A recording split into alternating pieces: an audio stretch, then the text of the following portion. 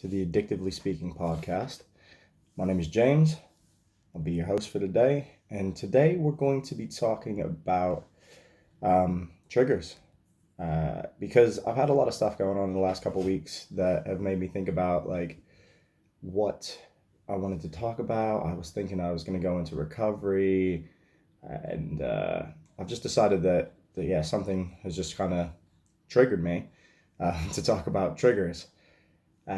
Because actually the 17th of November was the anniversary of my dad's passing.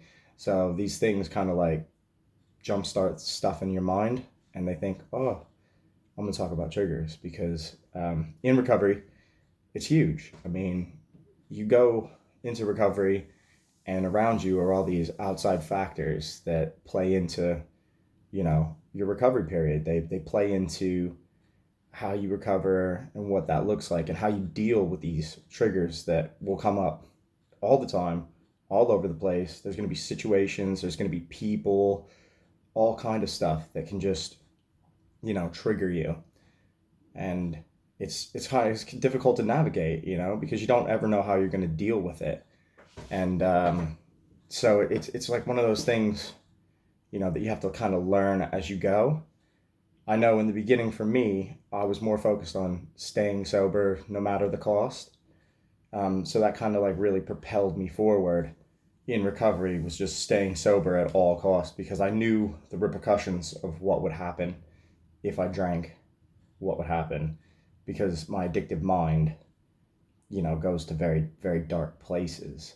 And I still, it's funny because I was thinking about recording this podcast for a couple days, and I kind of get really like keyed up and anxious about it because I want to get the information out, but it's like my addictive mind starts working, and my wife has to like sit me down and be like, listen, um, you need to kind of like rein it back, because like I dive straight in and I'm like 100 miles an hour. So like my lack of being able to moderate just seeps its way into everything in my life. And I find it difficult every now and again, because like I have to be brought back to reality, because I just kind of like focus in, and then I kind of go like a million miles an hour with stuff, and I'm like thinking about like, content and this and that, and it kind of like just consumes everything. And I have to remember that like I have a family, I have a job, I have other things that I have pulling me in different directions, so I have to kind of learn how to cope with all of it. But I really wanted to get this episode out, because triggers are huge. I mean, they pop up everywhere in our lives. There's people that are triggers. There's situations that are triggers. There's, all kind of stuff. I realized, I'm 10 years sober, and I was at work, and I was behind the bar helping out, which, right, is kind of crazy, recovering alcoholic behind the bar, finding himself in these situations. But I've learned to like try to like deal with that and cope with it the best I can. But I was making a drink, and I just was like, the smell just kind of like tickled something in my brain, and my brain was like, ooh, yeah, we like that, don't we? Oh, I remember liking that a lot. It's crazy because you kind of, I don't know, when you're not around it as much, or you kind of like pull yourself away from it, it's funny how a smell can just trigger something in your mind to just think like, yeah, yeah, that was great. And it's really funny because you had to kind of like I had to pull myself back, and I was like, oh shit, I need to get away from the bar for a minute, because like that's very that's dangerous, I have to kind of like step back, because yeah, these triggers, they activate stuff in your brain that you've kind of like figured out how to block off, or how to navigate better through your recovery. But there are triggers that are just really, difficult. I used to find it easy to go out to like bars and stuff like that, and, be around people that were drinking. And as I got further into my recovery, I found it so painfully difficult. Like I hate being around really drunk people. It causes me massive amounts of anxiety. It just really gets me like worked up. Like I have to try to avoid the situation at all costs, because I can do it for a little bit, but I just always feel like there's going to be a moment where something happens or somebody says something or like, you know, somebody tries to start a fight or like whatever, like things that like drag me back to those places. Like, especially like fighting because that's all I did was like, you know, get real real drunk and real violent. So I just don't want to be in a situation where like somebody gets drunk and gets mouthy and I feel like I'm pushed into a position where I have to defend myself or I have to feel like, you know, I might have to punch this guy in the mouth because, I don't want to be that person. I don't want to be that guy. But on the other hand, like I don't have a problem punching somebody in the mouth if they're getting stupid. Like I don't, and that's the scary thing is because I don't. But I have to think about so many other things that like encompass that. Like when I was drinking, I didn't care. I had no care. I had no regard. My inhibitions got zero. I had zero fucks. Like it didn't matter.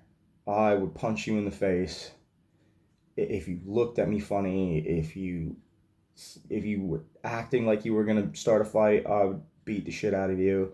Now, now don't get me wrong. Like I've had my fair share of bumps and bruises, and I had my nose broke. Well, I think like three months going. Like every month, I was getting punched in the face and having my nose broke. So I look back at those pictures, and it kind of helps me reflect and pull myself back and say, look at you come a really long way. Like you really have. You've pulled yourself out of the shit, built yourself a life, you know? So there's no reason that you should throw this away because it's not worth it. So you have to kind of keep those in your mind, especially with these triggers, because like there's events that come up, and a lot of mine are like, this for me, it's like bachelor parties. I had to do that in my early recovery. Was I had a couple bachelor parties that I had to attend, and obviously stay away. And there's things that always come up where you're around a group of people who are drinking, who might not, and when people get drunk, they get a little bit more uh, free and they get, their inhibitions get lowered. So they're a little bit more pressuring and stuff. Luckily for me, my friends weren't like that. They kind of just let me be, and that was my decision to stay sober, and they kind of respected that. But I do get in situations now. Actually, it's like last night I went out with some friends and we were watching the NFL games up in London, and sometimes people are like, oh yeah, have a drink, mate. Come on, yeah, just have one. What's the big deal? Da da da. Stop being a pussy. And I know they're joking, but again, it plays on your mind because there's all these triggers, and you're in a situation where like before you would have been that guy. You would have been drinking and getting pissed and going crazy, and now you're not. So you have to kind of like sit back and kind of like pull yourself back from the situation and like regroup in your mind. So like I have to kind of like regroup and be like, all right, yeah, called you pussy. So what? Let it go. Not a big deal. Like it's just banter. It's just fun. Like just kind of like don't think too much into it. Um, but yeah, it's just like the situations with triggers kind of crop up sporadically through your addiction. And some people, it's very hard to avoid the triggers, and it's really hard to cope with them, and they cope with them by relapsing. They fall straight back in because triggers are difficult because you have to learn how to cope with all these things that are very difficult to deal with. Like mine is a lot of loss. Losing my friend Ron is a huge trigger, and it triggered me tons of times, subconsciously. Like you don't even realize it's the thing that's it's propelling you to do these things. It's the thing that's driving you to do these things. Like my suicide attempt in 2004, I think it was. I can't. They all blur together. It was 2004, I think, and that was one of the huge triggers. I ended up in the psych ward over the 3 days leading up to his passing, and it happened every year for like 6 years. Where I right around August 14th, like 2 days before, I would start just spiraling. I would start making horrible decisions. I would go to extreme levels of belligerence because I somewhere subconsciously I knew it was coming, and I would just go I would just go off the deep end and get real self-destructive. So getting recovery, I have to learn how to, process that information and change the way I think about it. Because even now, like, when it comes towards that time of year, my mind knows it's coming. So I prepare. And now I kind of look for, I think that they're like little signs that he gives me, like that he's still here watching me and that he's, you know, supporting me and loving me. And that he's not gone, that he'll always be with me. I mean, I always wear like my crew stuff is always visible. It's something that we created that it's like my coping thing. Like it helps me deal with it. It's like this thing that we created. Well, I'll pass it to my kids and they'll pass it to their kids. It's like a thing that's gonna live forever. So in essence, like he's not gone. So that helps me deal with it, right? Because it gives me something positive out of such a horrible situation, and I don't kind of drift into that terrible place. Because I've had a couple instances where, it was around the time of his passing, and these things would crop up. But now I look at him more of like a friendly hello from the other side. I put on the telly the one time in America, and it was on the day he passed away, and it was a song we used to listen to all the time, in his mom's house in his room, and it came on, and what are the chances that it comes on the day he passed away? Like, what are the chances? You don't hear this. So it's like a '90s song. Like, why would that come on? So I was like, I just thought, that's really nice, you know. But in other sense, that would have been like a huge trigger, wouldn't it? I'd have been like, oh shit, and I think about it. And then like this past year, one of the songs I played that we played at his viewing when I was at work at like 9 o'clock or 10 o'clock in the morning, it came on the Alexa and started playing really loud, and I was just like, oh, all right, hey Ron, how are you? Kind of brings me it brings me more joy now to know that, like, maybe he's just saying hi. One before, it would have took me to a really dark place and maybe triggered me to do something, chaotic or reckless. So it's good to find these coping skills, because we have to have them. Like as addicts in recovery, like you have to have like these coping skills. I do a lot of running and going to the gym because it's an escape. It's what I use to quiet everything in my head and like mitigate the anxiety and mitigate the depression, because it gives me the euphoric feeling. It gives you all those good endorphins that kind of course through your body. So in your recovery, you have to look for these things, and you have to find like what are the things that are going to help you cope best. And nobody can tell you what that is. You kind of have to figure that out on your own and figure it out, so you don't, relapse, so you don't fall back into it, because the triggers are all around you. They'll always be around you. They'll be, tugging on your shoulder. That little, devil on your shoulder is always going to be whispering in your ear going, yeah, man, do that. That'd be a great idea. It's always going to be there. It's going to be a nagging thing, because, yeah, in addiction, you're, even after you're in recovery, like it's a battle every day. It's a battle all the time. I don't think people give you enough credit of like what's going on in your head and how you're actually dealing with it, because the old you would have done terrible, terrible things, you know, with all the stuff that's going on, all the pressure, the work, all everything, like all the work pressures, all the life pressures, all the family pressures, that all mounts up. And for somebody who used substances as a crutch, you definitely find it a lot harder to deal with, because you use something else to escape. You use something else to numb. You use something else to lower your inhibitions and just deal with shit. And now you have to deal with shit in real time, in real life. And that's a lot more difficult because you're having to process it all, and it's a lot harder because before, if shit was bad and I felt like everything was going wrong, I would just drink, and it wouldn't solve anything, but it would take it away for a while. I'd be so inebriated that, 2 or 3 days would pass and it'd still be shitty, but, I'd just start drinking again. Like, I would just, deal with it by being drunk or being belligerent or making it worse for myself, in essence. I would just continue to dig the ditch that I was in. I would just be like, fuck it, let's dig the hole. Let's see how deep we can get this bitch. And now, being in recovery, like I have to process the information. I have to digest it. I have to figure out what I'm gonna do to cope with it. The stress, the anxiety, all of it. I have to figure out what that is, because it's not easy.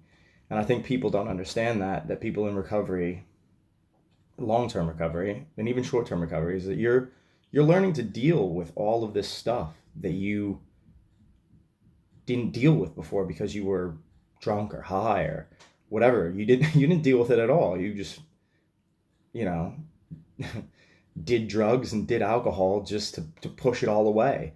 And now you're dealing with it all in real time. So it's kind of a bit overwhelming.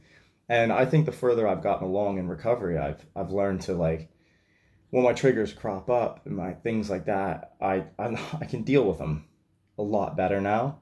Or I just kind of know when it's time to leave a situation or to move away from a situation because it's giving me too much mental stimulant. It's giving me too much aggro. I can't process it properly, or I'm so anxious that I can't enjoy myself, and that's no fun. So I just kind of have to say, all right, I'm gonna head out. I can't deal with all this drunk people, or I can't deal with what's happening at the time. And I think that's the huge step in the right direction for me, is that I know my limits. I know my boundaries. Uh, they're clear. There's no gray area. I know what I can handle. I know what I can't handle, and I know what I have to remove myself from. And that's like a huge thing, because now I can eliminate tons of stuff, um, by leaving a situation and not letting it become something that really, really pushes my button or really, really triggers me, you know? So I think encompassing this episode is like, with triggers, they're going to come up, especially in your recovery, early recovery, late recovery. You have to have a support system as well. Like, you have to have friends and families who are there pushing you in the right direction and supporting you, because it's so much easier to relapse and fall back into it than it is to push forward, because that's the hard part, is pushing forward and being like, shit, how do I deal with this? How do I grow from this? How do I move on from this? Because triggers, you know, they're all the time. They're every day. They're all over the place. Stress. It's just all kind of stuff, like life stuff. Pushes your buttons. It pushes you to the limit, and you have to be strong enough in your recovery to deal with it and process it. And if you can't, you have to be strong enough to reach out for help, and go to that extra meeting or talk to your sponsor. I wasn't in the 12 step, but I know that that's a huge outlet for people, it's a huge thing that people can utilize, that before they fall down, before they relapse. And just because you relapse doesn't mean you can't start over and start again and build your recovery and just learn from that mistake and learn what that trigger was, learn what that thing was that sent you over the edge. And then once you've learned what that is, figure out how you can deal with that. Figure out how you can manage that, on a daily basis. Figure out how you can manage it, because managing it and mitigating it are huge. They're huge tools in this recovery tool bag, because you have to be able to manage it. You have to be able to see, oh, shit, I know this is coming up. I know this is happening. I know this is what it's going to make me feel like. How do I defend against that? It's like a football game. Offense and defense. Like, the offense could be attacking you, and you need to. What's your defensive plan? How are you going to, what are the X's and O's? How are you going to defend against that? How are you going to set yourself up for success in coping with life, coping with triggers, coping with stress, coping with anxiety, and just figure out what that plan is, and then do that. I struggle. I'm up and down. Like, my anxiety sometimes is high. Sometimes I'm depressed. I go in, like, the peaks and valleys of life, and things are um, things are tough. So you have to be able to, you know, tighten things up and figure out these skills to help you cope and deal. I know I've developed them over 10 and a half years, so I have a lot of things that I can utilize, especially with my running and my gym stuff and like working out, and just kind of like that helps me generate positivity, and it helps all the endorphins that kind of get released kind of help me. It eliminates a lot of that anxiety and that stress and that aggro, and that helps me kind of like reset, and then I can figure out, oh, this is what it was, this is how I'm dealing with it, this is how I'm going to move forward. And also, having my wife as a huge support system, and my family and my friends always there to help push me in the right direction, or just at least listen to the shit that I'm going through, so that I can at least have an outlet to let it all go. I talk to my brother a lot, and kind of like, I know I feel bad sometimes because, when things get really hard, my mom would be my go-to, but since my mom has passed away, my brother's kind of inherited all my baggage, where I just kind of like dump it on him. And sometimes I feel like he just doesn't know what to do with it, and that's fine. But sometimes it's better for me to just release it and then kind of like deal with it all and process it all. And kind of sometimes hearing it come out makes me feel a lot better in that situation. So in recovery, the main thing to deal with triggers is finding out how to deal with them. So you find out what they are, create the plan on how you're going to deal with them, how you're going to mitigate them, and then use that through your recovery to help you continue growing and continue being the best version of you possible. Because in the end, that's what you want to be. Like, I want to be the best version of me going forward every day for the rest of my life, for the rest of my recovery, because every day I'm going to be triggered. I'm going to have issues. I'm going to have stress. I'm going to have all this stuff. But I have to deal with it now in real time, and I have to get good at, you know, doing that. So my recovery, I don't have a slip. I don't have a trip. I stay on the path and I stay going forward. And with my love and support from my family and friends, that's it. That's where I'm going to go. So this is going to be the episode on triggers. I hope you guys enjoyed it. What I'd love you to do is to go to Spotify, listen, like, share, subscribe, whatever you can do to help push this podcast forward. Share with your friends, everything. Go to the socials, go to Instagram. I'm on there. It's Addictively Speaking, JK. Find me, request me, share, whatever. Thank you, and have a great day.